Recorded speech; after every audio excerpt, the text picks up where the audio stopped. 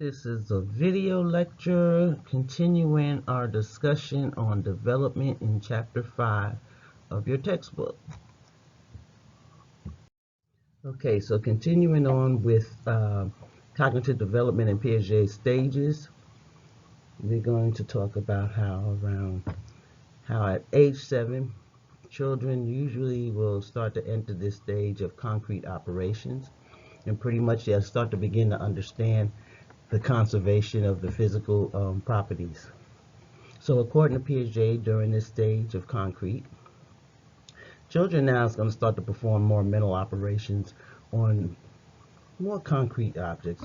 Remember, we talked about how they might see this initially as a square. They may now be able to understand that it's a rectangle, but they still might not know that this is actually an eyeglass case. Okay, they're still going to have trouble with abstract and hypothetical type of ideas. So one example could be is as if you asked if you could have a third eye anywhere on your body, where would you put it? Now, children in this stage, they're generally going to respond with the thought of saying they will put it right between the other two, right here, on their foreheads. Whereas older children, they may suggest more imaginative areas, such as, oh, I'm going to put it on the back of my neck or the back of my head. Oh, I might put it on my stomach so that I can watch my food digest. Or they might say they'll put it on the tip of their finger. That's demonstrating the more abstractness of it. Whereas a child within the concrete, they're going to say, on my head, right in between my eyes, because that's where the other two eyes are. Now, when they talk about adults and older children, now we're talking about formal operation stage. And this is when they're able to start planning out strategies as well as deal with these hypothetical or more abstract type of things that we deal with. According to Piaget, children at this stage starts to reach this at around approximately 11 years. Later, though, researchers have been able to see that people reach this stage either later or sometimes not at all. Now, that's according to Piaget's work and those who followed the work. So remember that with concrete, conservation has now begun to be understood in terms of number of things, the size and the length of. They're starting to be able to reason logically as well as be able to distinguish between touch and what's seen. There's still going to be that abstract issues with abstract and hypothetical situations and be able to do problem resolution. Still going to be a little tight on that. Whereas in formal operations, just remember that here we're starting to able the ability to think logically. We're able to start doing problem solving. We can think outside the box, so to speak. We're able to strategize as well as do things, plan things out for the advance, for the future. Basically, at this point, once we're informal, our limitations is pretty much any type of irrationality that we put before us. Meaning that if we put ourselves to work as far as trying to learn something new, we should be able to learn and recall and remember things much easier and within the abstract or hypothetical. So Piaget, pretty much he regarded his 4 stages of intellectual development as being distinct, meaning he felt that it was a transition that had to come from the one stage to the next, and this would need a major reorganization of the way we think, like how a caterpillar would metamorphose into a chrysalis or a chrysalis metamorphose into a butterfly. That being our intellectual growth, there's times and periods of reorganization that seems to be quite revolutionary. Later research, though, kind of showed doubt on that kind of conclusion because they're saying if this was really child at a given stage of development, like pre-operational, should perform consistently at that level, whereas we kind of know that children's performance is going to fluctuate at a particular task due to their uniqueness, and it's made more or even less difficult depending on the amount of exposure to a particular situation.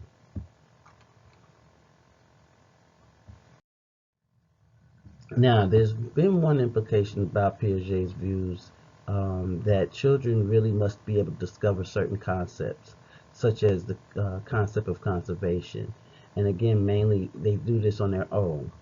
But when we're talking about teaching a concept, it's also saying meaning that the directing of the children's attention is a key aspect of letting them discover the concept itself.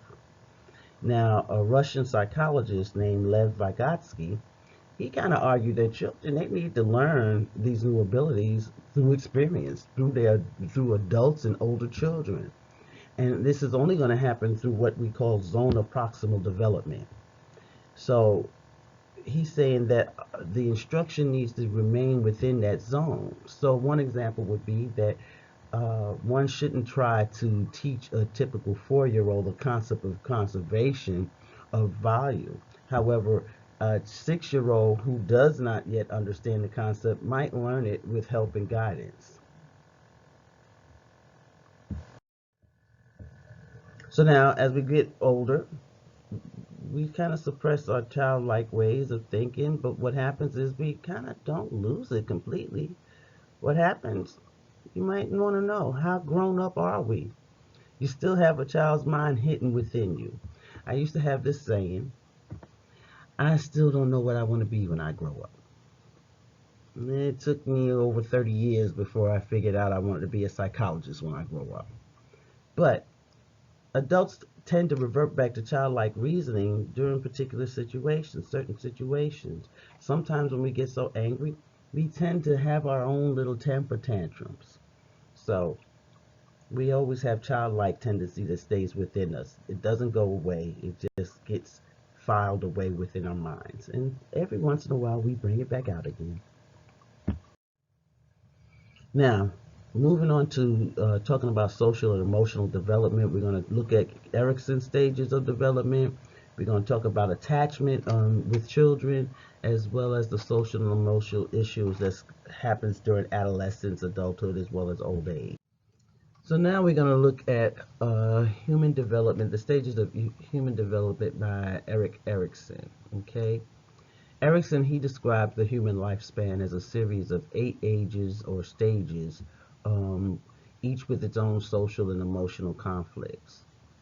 And if you look at the slide, you can see where they're breaking up the stages as being basic trust versus mistrust. This will be occurring during infancy. Toddler is going to have, during this conflict, is going to be autonomy versus shame and doubt. Then during preschool age, and this is approximately between ages 3 to 6, you have the initiative versus guilt. Pre-adolescence is looking at 6 to 12, and now we're talking about industry versus inferiority. Adolescence is looking at identity versus role confusion. Young adults, which is where y'all around are now, is talking about intimacy versus isolation. Middle adulthood is talking about generativity versus stagnation.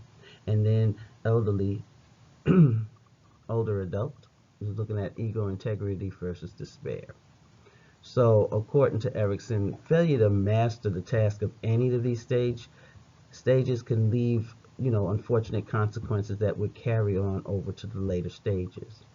So one example would be in terms of when we're talking about the infant dealing with basic trust versus mistrust. An infant with a supportive network is going to form strong attachments, as well as be able to be influenced positively for the future in terms of their relationships with other people. An infant who's been mistreated, on the other hand, would not be able to form those trusting relationships, and they're actually going to have trouble down the line making those close connections and ties with people later on. When we're talking in terms of adolescence, there the key issues about identity. So most adolescents within westernized societies, they'll consider more options of how they'll be able to spend the rest of their lives. According to Erikson, the key decision of a young adult it would be how intimate or isolated they would be. That meaning, are they going to share their life with someone, or are they going to live it alone? Quality of an intimate relationship has enormous impact throughout one's adult life. So if you live a full lifespan, the expectation is that you're going to be able to spend about half your life within middle adulthood, where the issue would be about generativity.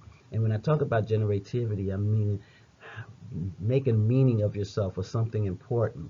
That being having children, being able to create a career, work. And that would be versus stagnation. And pretty much stagnation means you're not doing anything. You're stuck. So if all goes well, you're going to take pride in the success that you've been able to do within your life. If not, then what happens is those difficulties and disappointments, they're going to keep moving on even into old age, where then the issue of whether or not integrity or versus despair. Did you live the best life you can? And that's what the ego integrity represents. Did I do everything I can that's going to be satisfactory for me? Or if you felt that you didn't do it and you felt like you failed, then there's an overwhelming sense of doom and despair that happens to you. Now, one thing I want to say is that what's kind of missing, let me see something first. Um, One thing that they don't have is that Erickson actually, before he died, started working on the ninth stage. And the ninth stage wasn't of a conflict per se. The ninth stage was different in the sense that he was seeking to do wisdom versus transcendence. Okay? He didn't get to finish it, and I always say that he didn't get to finish it because he actually transcended. But the wisdom component, there wasn't a real conflict. He was able to say that during the time of wisdom, he was able to gather everything that he learned in life and been able to successfully get through the ego integrity. Um, and that from all of that, he gained wisdom. From that, he was able to live life peacefully and be able to transcend to whatever dimension, but when he passed on, able to do so without regret. Fortunately, he didn't get to write about it. His wife did start working on it, and she discussed it more. So that's how we've known about it, but it's never been included because actually that was Erickson's work, so it wasn't included within his original 8 stages. But just so a FYI, I wanted you to know that there was actually a ninth stage being worked on, and for me personally, I think that his completion of life was the ninth stage. So there you have it. Now, an important aspect of human life is going to be attachments. That's that feeling of closeness that's going to be toward another person. Attachments, they start in infancy. And John Bowlby, he kind of proposed that infants who develop good attachments, they're going to have a sense of security and safety. And that those without strong attachments, they'll have trouble developing close relationships later as well. Um, Bowlby's good as far as talking about marriage and family. You'll heard his name a lot within those realms. Anyway, there's been confirmation through research about his theory in terms of talking about attachment. Most research on attachment has been able to measure it within what's called the strange situation, and that was by Mary Ainsworth. And in that procedure, pretty much what she did was she took a mother and an infant, and the infant's usually between 12 to 18 months old. That they would do is they come in a room with a lot of different toys. Then a stranger would come into the room. Now the mother's going to leave and then return. So pretty much what happens a few minutes later, both the stranger and the mother would leave. Then the stranger comes back, and then finally the mother returns. Well, through a one-way mirror, what Ainsworth did was she observed whether or not the infant's reaction to each coming and going. Observers would be then able to classify whether or not the infant's responses within the following categories. being one, securely attached. That's saying that the infant uses the mother as that base of exploration, cooing at her, showing her toys, making her eye contact with her. That infant's going to show some distress though when the mother leaves, but will cry only briefly if at all. If at all. Tongue tied. But when she returns, the infant will go to her and be happy to see her, will cuddle with her, and then start playing with the toys again. Now, when we're talking about anxious or resistant, responses that's toward the mother will fluctuate between either being happy and angry. The infant's going to cling to the mother and cry profusely when she leaves, as if worried that she might not ever return, with that anxious type of attachment. But when she does return, the infant will cling to her again, but does not use her as a base to explore the toys. Now, the next one, avoidant. While the mother is present, the infant does not stay near her and seldom interacts with the mother. The infant may or they may not cry when they leave and really doesn't care, or go to her when she returns. Then there's disorganized attachment. Now, these infants, they may show no real, they're not going to even notice the mother or look away while approaching her to cover his or her face or lie on the floor. They'll be like, whatever. Okay? But the prevalence of these various type of attachment styles, they're going to differ from one country to the next, meaning that how it is here in the U.S. might be different in Russia, might be different in China. Okay? But the secure pattern is usually going to be the most common type. And most children will remain stable within that classification from one to another. So that strange situation also has been able to be used to evaluate the relationship between a child and their father, between a grandparent, as well as with other relationships. And the general rule has been that the quality of one relationship would kind of correlate with the quality of the others. That being those who show a secure attachment in infancy, they're more likely going to be able to form great romantic attachments as an adult. And they're going to be able to quickly resolve any type of conflicts with their partners as well as dealing with other people.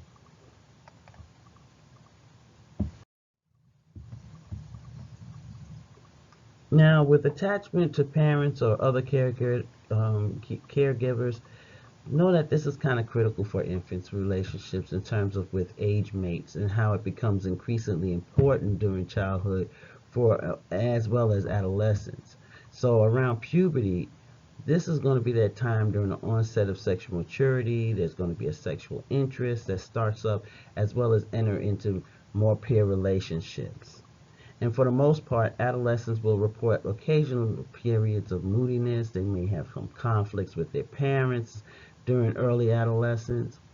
And these conflicts are going to decrease later through adolescence. But as a given rule, adolescents who receive sympathetic support and understanding, they kind of experience less conflict with their parents.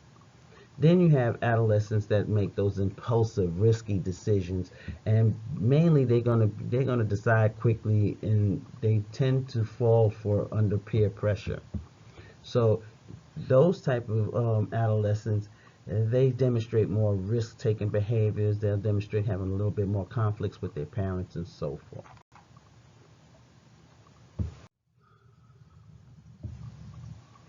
Now, in terms of identity development, adolescence, this is going to be that time of being able to find yourself, or as my mother would say, you're starting to smell yourself. But adolescence is that time you're finding yourself, and it's determining who am I, and who will I be when I grow up. As I mentioned, it took me actually to be 31 before I knew who I wanted to be. But most times the adolescent's concern is going to be with decisions about their future, as well as a quest for trying to understand who they are, and having that self-understanding. And what we call this is an identity crisis. Identity development has two major elements, and the first one would be whether that a person's actively exploring the issue, and then two, whether or not they've been able to make any decisions. So the possibilities can be diagrammed on this slide. You can look at it and seeing how that would play out. Those who have not yet given any serious thought to making decisions, and then there's those who have no clear sense of identity. They are stuck within what we call identity diffusion. And then they are not actively concerned with their identity at that particular moment. Identity diffusion is more common among those who have lower self-esteem, who are feeling a sense of hopelessness. They may be pessimistic toward life in general. People that's within identity moratorium, they're going to be considering the issues, but they're not really making any kind of decisions yet.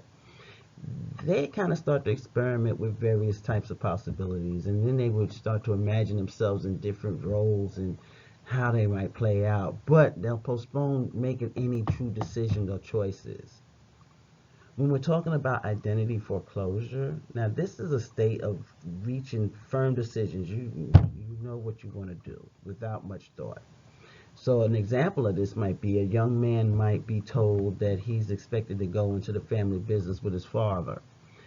Well, he may know it that that's what it's going to be and he'll choose it, or he may choose not to go, but he has an idea. That would be the identity foreclosure.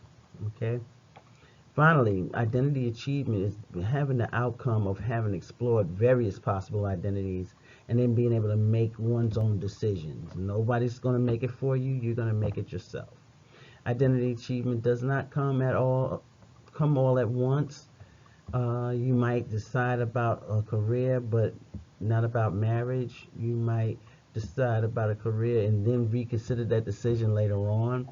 Example of that, when I first went to school, I thought I was going to be an accountant. Well, today I'm a psychologist who's actually in academia. Go figure. Didn't realize that early on. So identity achievement is me being able to know what I want, see the pros and the cons about it, finally figuring out that might not be the right path to take, and being willing to make changes that's going to improve my lifestyle.